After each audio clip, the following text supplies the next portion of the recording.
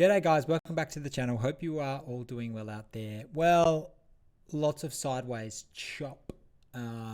Pretty annoying time to be looking at the charts, but that's what happens with Bitcoin pre-halving. It just grinds you down and you've just got to be careful not to do anything silly. You've got to hang in there and just ride it out. Just ride it out and be very patient. But with all that said, Bitcoin is actually off to a very good start to the year. It has had 4 green months in a row, January, February, March, April. And, you know, it's a bit unusual, but who knows how this is going to end up. A lot of these aren't big months, but they're just sort of chipping away. April obviously was only 2.8%, but it's green all the same. So look, it's just going to be very interesting to see how long these greens can last. We're getting a lot of volatility. There's a lot happening. FOMC is coming up. I just don't know how we're going to go. I just don't know. So look, I maintain what I said a couple of minutes ago. You've just got to maybe take a step away. Don't look at things too much and just embrace the volatility and know that your stack is safe in a hardware wallet. And you have really no worries. You can just watch hopefully these green months continue. This is what I'm talking about. This is the volatility. And this is sort of over the last few days. We had some chaos the other day. We had this run up. Then we had like a big drop on some fake news about Mt. Gox and some other stupid stuff regarding wallets. And then we just ran back up again, and then we've actually just dipped. Since this screenshot was taken, we've actually had another big retrace down to 28.5. So I don't know. It's hard to get a beat on how to read this thing. It's one of those tough times in the market. But as I said, the volatility is a part of this. It's a function of the product itself. So you've just got to be aware of that, and keep your eyes on the prize. Here's the CBBI. You can see confidence is still at 27. We've had a bit of a retrace now. This is potentially good, taking a bit of the wind out of this rushing sort of recovery bounce from the bottom. Look, you're going to get a million different permutations of, is the bottom in, is it not in? You know, if we got a dip, we got to dip to 25, we got to dip to 20. I mean, no one knows. No one knows what's going to happen. And so, we've still got a long time until we really enter the bull phase. So we've just got to be patient, and we'll keep an eye on all these charts, and hopefully we can get a read on them at some stage. So much news. I'm going to come at you now with an absolute enormous amount of videos. There's just been a lot happening. There's obviously been a constant FUD attack from Congress and Elizabeth Warren and paid actors, the Ripple people, a lot of other altcoins have been paying to put propaganda and FUD out. This is all part of potentially Operation Choke Point 2, where they're trying to cut off crypto because it scares them. But the world continues, and this was really America I was just referencing, but the world continues. And here is Samson Mow. He's a very, very good Bitcoiner, has been in the space for a long time. He has worked with Adam Back for a long time. He's produced a lot of great stuff. I think he's produced $3 billion companies now. And he's going around the world and trying to orange pill countries and country leaders. And this is a fantastic little clip. I'm going to play it now. This is from him in Mexico, which, is very exciting to see. So there are a number of things a nation state can do to adopt a Bitcoin strategy. The simplest one would simply be to add Bitcoin to the national treasury as a reserve asset, similar to gold or foreign currency reserves. And then the next one, I believe to be relatively simple to do, is to issue an instrument such as a Bitcoin bond to accumulate Bitcoin and to mine Bitcoin. So Mexico is an energy-rich country, and issuing a Bitcoin bond would be very simple to do here. And it would lead to a large accumulation of Bitcoin, and also it would be spearheading this new type of financial instrument on the world financial stage. And the third would be to work on a Bitcoin law which Senator Indira Campus has been doing so in the past couple of years. So a Bitcoin law would enshrine Bitcoin as legal tender and allow everyone to transact freely using Bitcoin. So it turns out some countries have actually been mining in the background, and the Kingdom of Bhutan here confirms it has been mining Bitcoin for several years, which of course we didn't know. The Himalayan Kingdom investment arm, Druk Holding and Investments, revealed that it has been running a Bitcoin mining operation in the country. So there you go.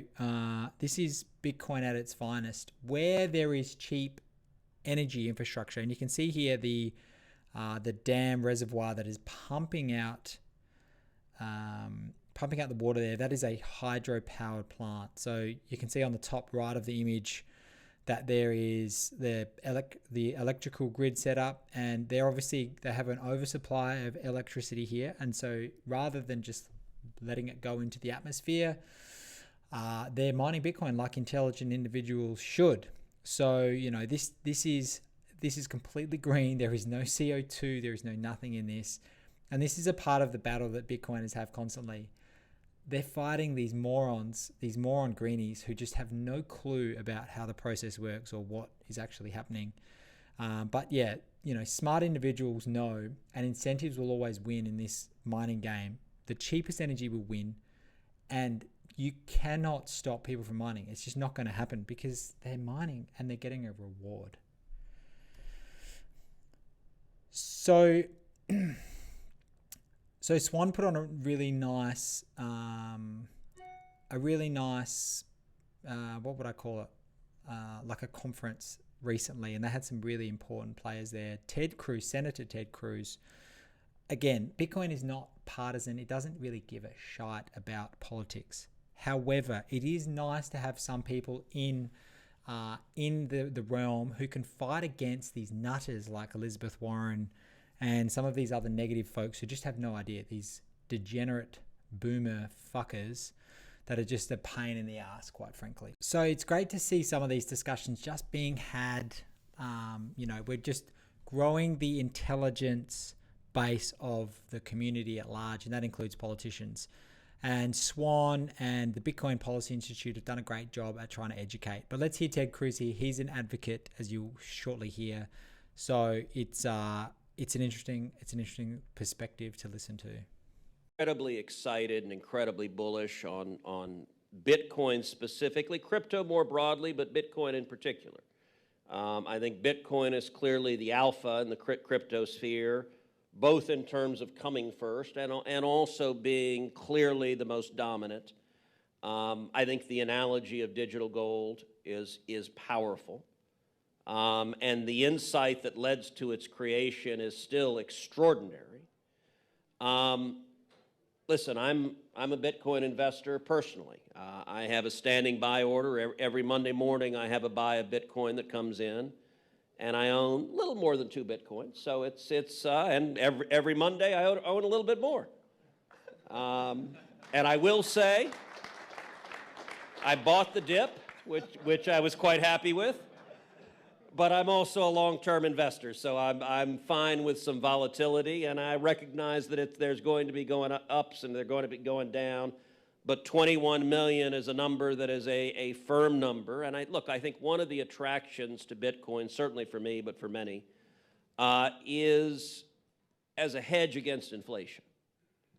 And particularly when you have irresponsible politicians in Washington that spend money like drunken sailors, which is actually not fair to the sailors because at least they're spending their own money, and that print trillions and trillions of dollars. We see inflation all across the country. That was driven by this spending binge that happened the last 2 years in Washington, and it unleashed significant inflation.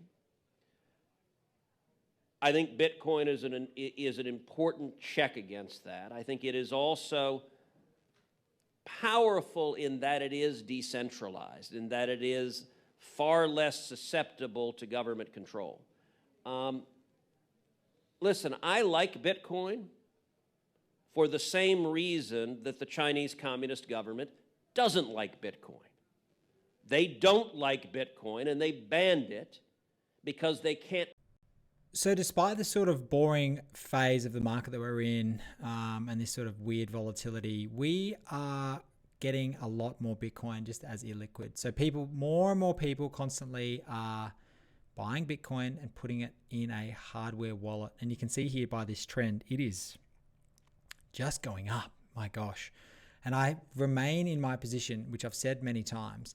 We're going to hit a point in the future where there is going to be so little Bitcoin available on exchanges. It's going to be frightening. And, you know, it's going to be a weird time to think about trying to buy Bitcoin, because it's only going to take a couple of players to have a really, really huge impact. Now, this is partly what the FUD is all about. And Masari here have done a pretty good job on this graph. Look, Masari, they obviously have Bitcoin, of course, like every shitcoiner, but they're big crypto folks and Web3 folks and everything else, and that's fine. They're realists. They know that Bitcoin has to win for anything else to have a chance. Now, you can see here the carbon emissions of Bitcoin compared to other industries. It is literally a drop in the ocean, and anyone who tells you otherwise needs to really reconsider their position. So you can see there on the left, Bitcoin, 41 metric tons of CO2 produced annually, I believe this is. You know, look at these. Gold. Look at just gold. It's a lot more. 122. Global banking system estimated 130 tons. 130 trillion? Yeah, no, 130 metric tons of CO2. Aviation, look at that. Whew, that's a big one. Marine transport, air conditioners, and electric fans. Look at that. That is enormous, 984. Data centers is double the amount of CO2 than Bitcoin, and tumble dryers is 53. That is also more than Bitcoin. Oh my gosh. So you've got to remember, these are important things. When someone tells you Bitcoin uses too much energy, you just say, listen, it produces less carbon than tumble dryers. So maybe you should hang out your washing instead of using a dryer. And this is a part of the conversation. And this is what a lot about what gets lost in the discussions about the green revolution and energy and power and everything else. You can see here what the issue is. And there is a lot of energy sources and a lot of energy generation, but really over half of it, 67% in fact, is wasted because it's available at non-needed times of the day. And, you know, this is what Bitcoin does. It fills those gaps and takes that energy and it doesn't waste it. It uses it and it mines Bitcoin and it defends the Bitcoin code and everything else. And so this is why Bitcoiners will continue to push this narrative. Mining is not going to stop, and it's going to be you're incentivized to do it all over the planet.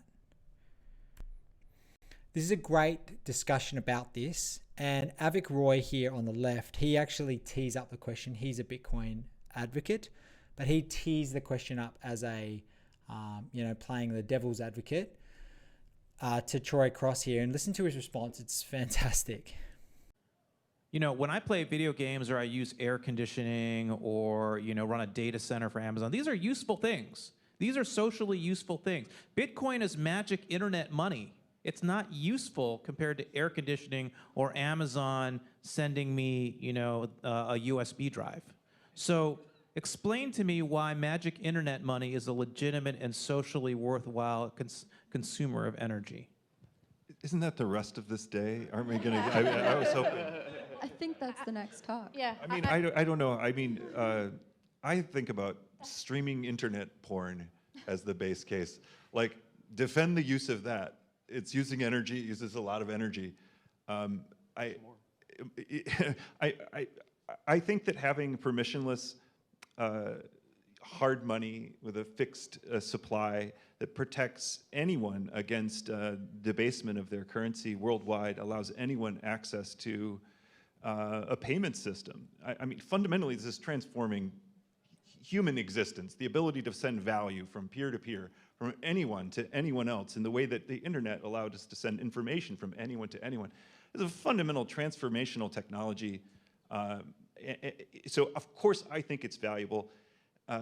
If you don't buy into it. I guess this is, I almost don't want to answer the question. Markets decide what's valuable, what's a socially valuable use. I do not want a central planning committee to say what is and isn't valuable. Of course I have my opinions, I've just stated, but I mean, what bothers me is the presumption behind the question that someone is in a position to make that judgment other than us collectively doing so with what we choose to trade for. So another part of this education process is getting people to wrap their head around how it actually does benefit existing infrastructure and systems. So let's watch this little short clip, watch it in full, and just see how they explain the process of flared gas and how bad it is versus using it as energy to power mines and the emissions that come from that. So it's a lovely clip. Did you know that Bitcoin mining is helping to clean up the environment through its use of stranded natural gas to power the network? When drilling for oil, natural gas is released as a byproduct of the drilling. Natural gas pipelines are built out to the oil fields to provide a way to sell that gas to the energy market. However, when natural gas is stranded, that is, located far from any pipeline infrastructure, oil fields are forced to burn this excess gas in a process known as flaring in order to prevent it from escaping into the atmosphere as methane emissions. For, according to the EPA, methane is more than 25 times as potent as carbon dioxide at trapping heat. And the latest statistics show that flaring is only 91% effective in reducing these methane emissions. Enter stranded gas Bitcoin mining. By bringing a generator and a simple data box of computers out to the wellhead, miners transform what was formerly a waste product into power for securing the network and releasing new coins. In fact, there is currently enough stranded gas around the world to power the Bitcoin network 7 times over. By utilizing this resource at its source, gas that is currently being leaked into the atmosphere can be captured and put at the service of securing a decentralized global monetary network, providing property rights to billions of unbanked persons around the globe. Through its location-agnostic ability to seek out and soak up stranded energy resources, Bitcoin mining brings industry to isolated regions, removes the need for costly and less effective mitigation measures like flaring, and transforms a waste product into digital monetary energy, all while cleaning up the environment in the process.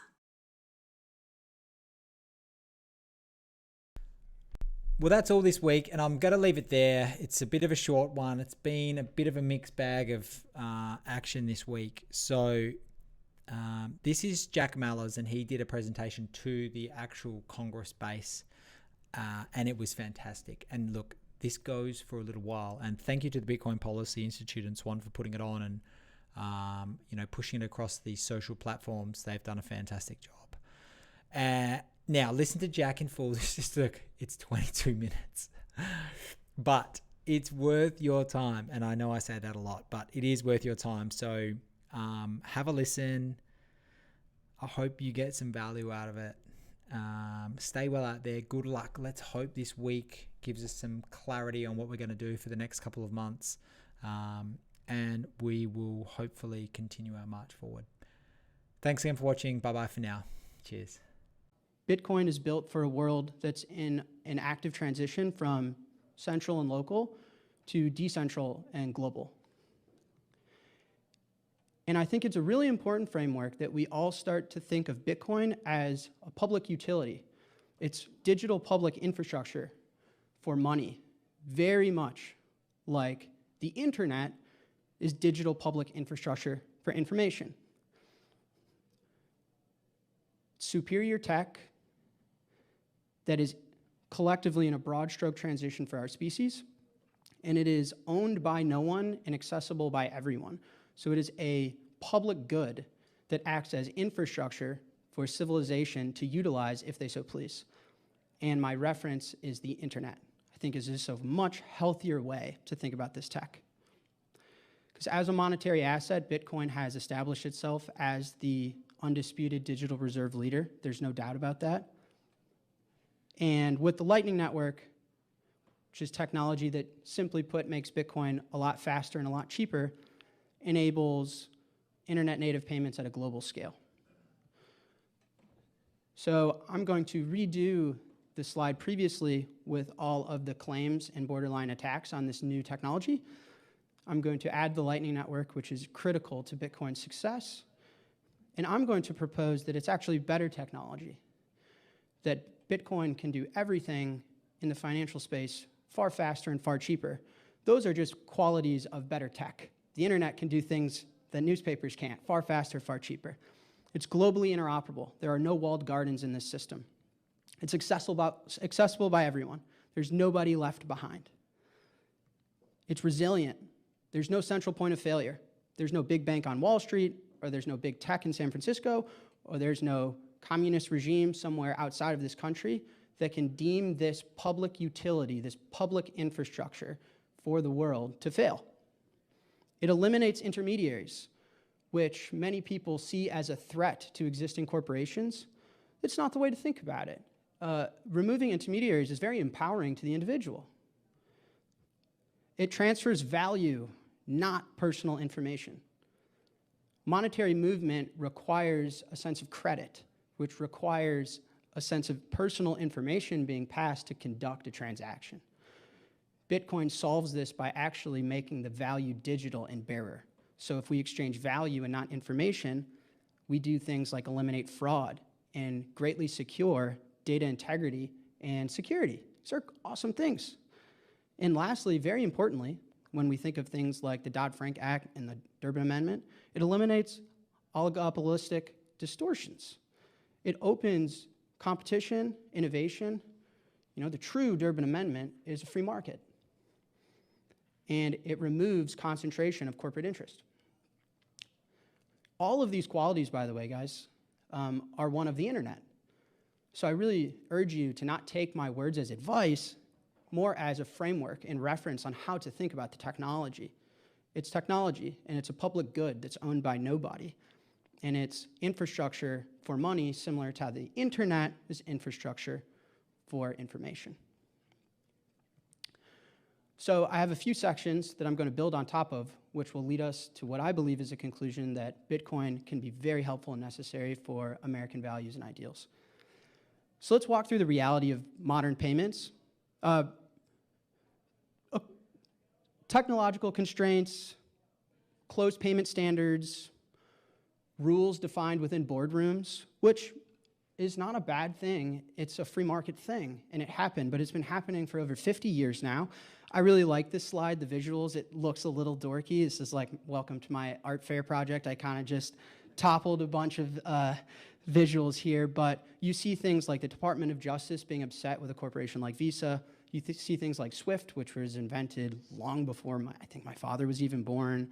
You see an amendment from our government trying to help the individual and help the small business. You see a diagram of how payments work, which none of us will ever actually grow to understand how they work today. And it's really quite insane, the level of financial abstraction that we live in today. This is a slide from Business Insider on like trying to encapsulate payments. The font is so small, none of you are going to be able to even read the corporations that are on that screen. There's just far too many. And even if we take an abstracted layer above that and we say, well, let's do away with the free market and corporate interest for now, what about governments? What about nation states that issue currency? How do they settle payments? This is a hilarious diagram that's color-coded because it's so complicated. The red is real-time payments that are launched and live today and used by our species. The gray are people that have been working on it for quite some time. And the black are people that are still having whiskey and talking deeply about whether it's a good idea. And it just goes to show the level of fragmentation, the lack of interoperability, and how as money, as a public good, we're very much not on the same page. Whereas with the internet, this entire globe would be all the same color. That's not to say and gaslight Americans as if we haven't been a very material part of technological advancement. So this slide is an immense compliment to this country and who we breed and who we support and who we are. I mean, we invented the iPhone and Google and the cloud and ways to connect on the internet that was previously impossible. So this is an important idea that this is not because of a lack of technological advancement.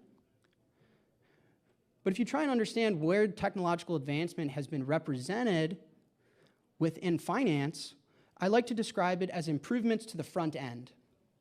My mobile banking app on my phone, I'm a big Jack Dorsey fan, big Cash App guy. Cash App knows my birthday, like, hey, happy birthday. Thanks for direct depositing to us, and gosh, you seem to love lattes with whole milk. It is such good software on the front end. All of these things are. Apple Pay is very useful. Shopify is amazing. I could be scrolling a social network like Instagram and then tap on something I see in a friend's photo of mine and purchase it on the spot while watching television. It's amazing. But technological advancement in payments may look like they're getting slicker, but under the hood, nothing has changed. Because you know something that Jack Dorsey and Cash App can't offer me is an instant payment across the world. It's a hugely important concept, is at the settlement layer, nothing's changed. At the base infrastructure layer, we've been relatively stuck. And the surface good, infrastructure bad.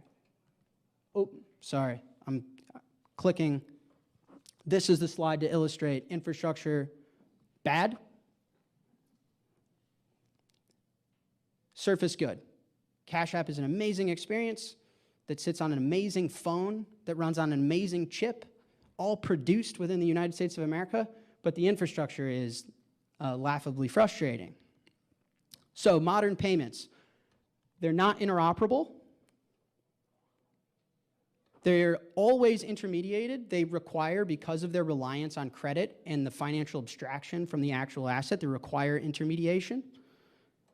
They are delayed in their settlement because the asset isn't actually digital in bearer. There is no such thing as instant settlement. They're plagued by risk and fraud and data security issues, and they're generally owned and operated by oligopolies. So our financial infrastructure that we use as a country is not within a free market, which is a dangerous concept. So technology changes everything. This is a super important idea. It's something that this country and the American people are very familiar with, and is how I think we should be thinking about Bitcoin as a government and as the people. Bitcoin is a global decentralized payment network. It's a very important concept. These are buzzwords and stuff, and I really try to avoid this type of language, especially in this audience. The idea is it's accessible to the entire world, it's decentralized, and then it's owned by no one, accessible to everyone. And really, if you get lost in any of this stuff, fall back to the internet. You could replace Bitcoin and the internet in pretty much every one of my slides, and they will be spot on correct. The Lightning Network, which is a technology maybe not everyone has defined yet, it's simply technology that allows Bitcoin to scale. And so combined, you get a global, robust settlement infrastructure for the world that's a public good, a public utility, and you get scalable infrastructure that can conduct superior payment experiences. Superior meaning when we measure things like speed and cost. For money, Bitcoin as a technology, it's digital and bearer, which means it eliminates abstraction. This is a super important point. If you think, open your phone on whatever financial app you use and think of the level of abstraction. How many hops would you have to get to arrive at the actual US dollar sitting at the Federal Reserve? I'd have to go, if I opened my Cash App, I'd have to go from Cash App and Square and Jack to then Visa, to then the issuing bank, to then the bank that has access to the Fed window. But even before that, there's a difference between a card issuer and a bank issuer. I'd probably have to go about 10 steps to get to the actual financial instrument that is the United States dollar. Bitcoin abstracts that entirely. because it is bearer in a digital form. So the digital representation of Bitcoin, everyone in this room, if they've used Bitcoin, they've physically touched it. I'm 29 years old. I was born in Chicago, Illinois. I've never physically touched a dollar because no one's ever let me inside of the Federal Reserve. This is a super important point. And then for payments, Lightning eliminates closed ecosystems and intermediaries. So I actually took a screenshot of Jack's app, the Cash App, and this is his implementation of Bitcoin. So inside of Jack's app, I'm actually touching Bitcoin. And it doesn't require Visa or an issuing bank. There are no intermediaries for me to use Bitcoin through Jack Dorsey's application.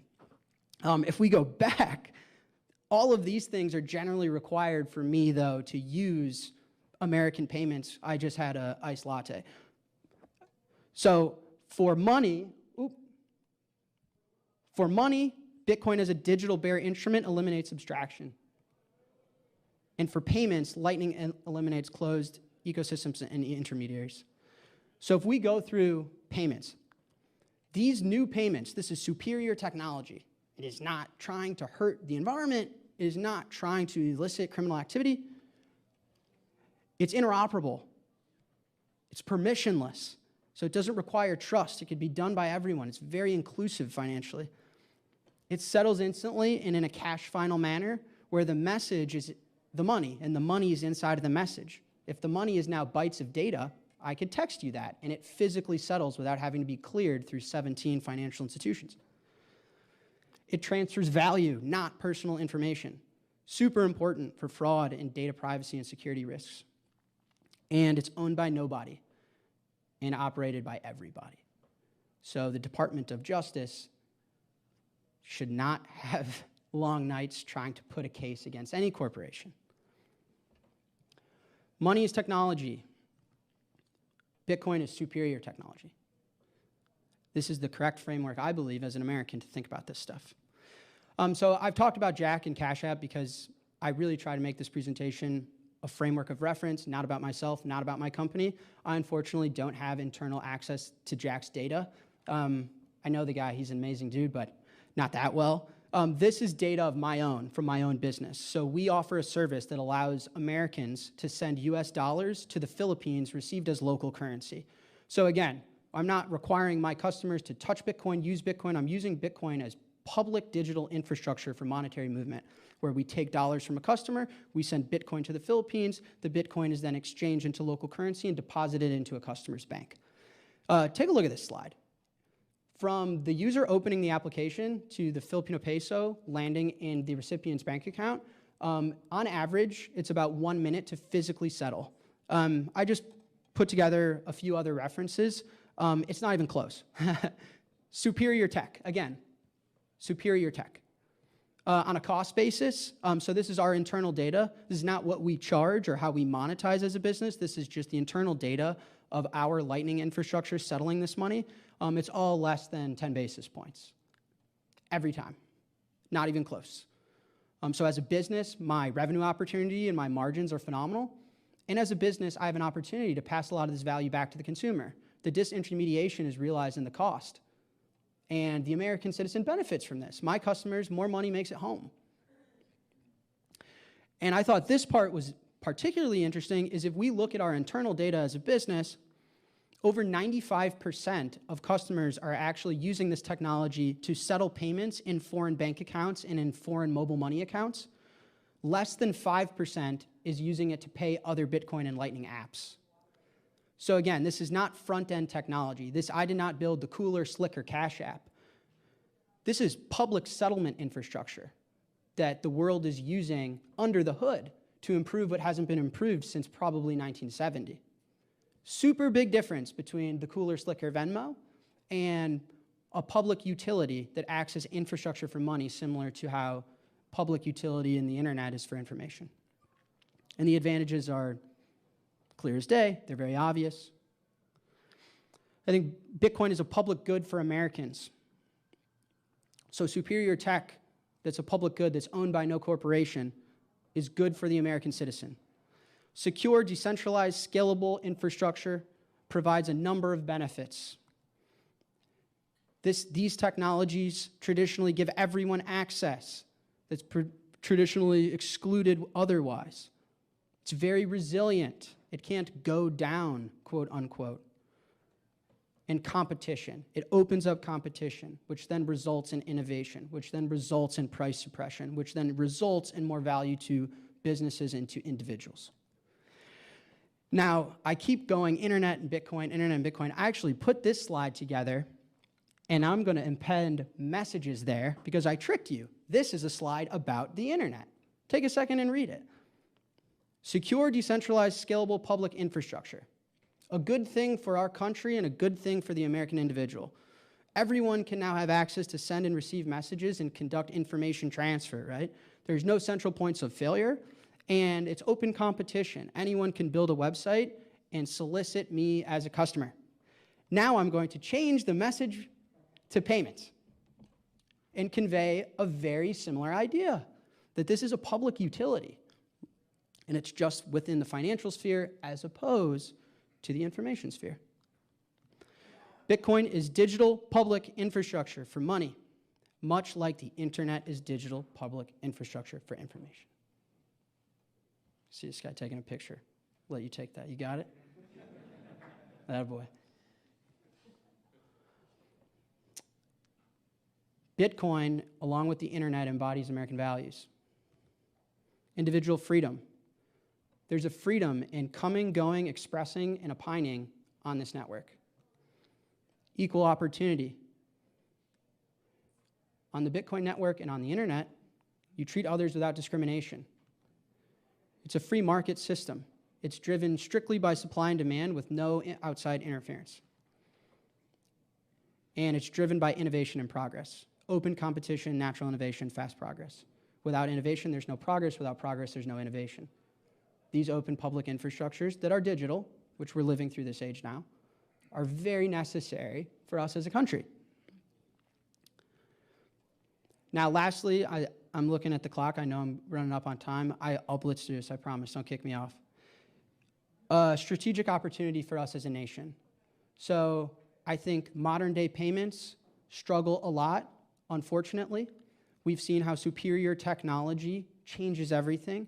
We've seen how this superior technology actually benefits the American individual. And now I think we need to very, very seriously talk about the strategic opportunities for us as a nation and the security risks, quite frankly. If you're going to sit here and tell me that the internet is not core to our nation's security risks, I'm going to move. So, you may have heard that Bitcoin is not crypto. Hopefully my presentation made this a little bit more clear. Again, I think a really good framework for reference is that Bitcoin acts as public infrastructure, not a corporation. So there's no development team that you're waiting on a feature. There's no fundraising marketing team that would make the coin go higher. It acts as a public utility. It's digital infrastructure. So it is not crypto. It can help stabilize our energy grid. It can offset excess energy. It can incentivize energy use that is very difficult to otherwise. It can help facilitate industrial development. Ooh, sorry, I'm losing track between the laptop and the screen. Oh. Okay, sorry. Are we good? So give me a thumbs up. Yep. It can provide, I think no one talks about this enough, a new source of national wealth for America.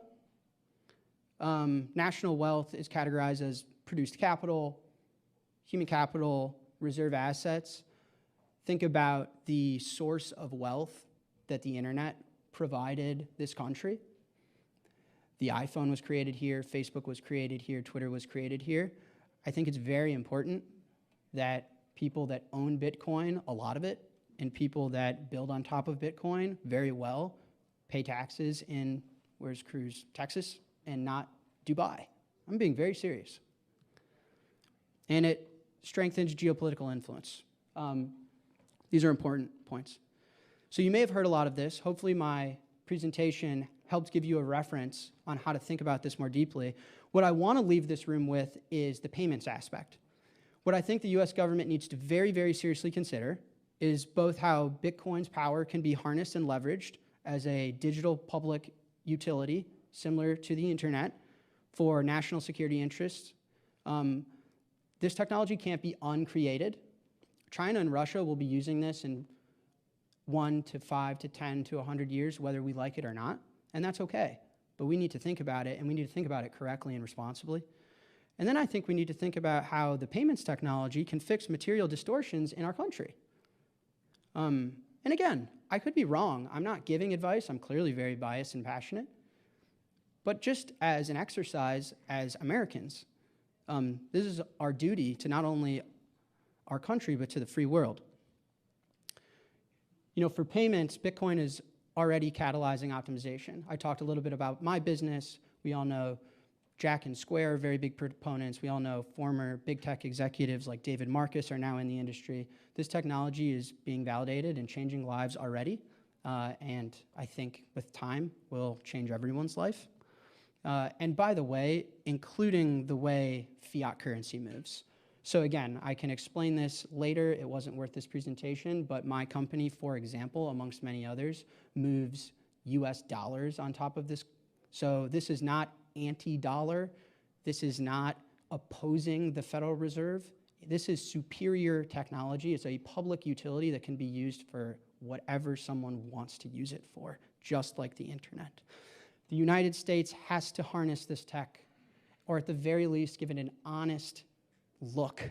Can't reject it, because the genie's out of the bottle, and it's not coming back in. So my last slide, as the leader of the free world, the United States is in the best position to demonstrate commitment to exploring this new idea. It's who we are as a country, and again, we don't owe it to our neighbors, but we owe it to the free world at large. We are the world leader in democracy and for human freedom. And this is a new public utility for money, just like the internet is for information. And as a country, we need to be leaders. And I feel as if we've struggled with that at times, and it's okay, this stuff is new. But with this framework of thought, I think we can make a lot of progress because we're the best country in the world. So if you need to reach me, this is my email, and I appreciate you guys giving me the time.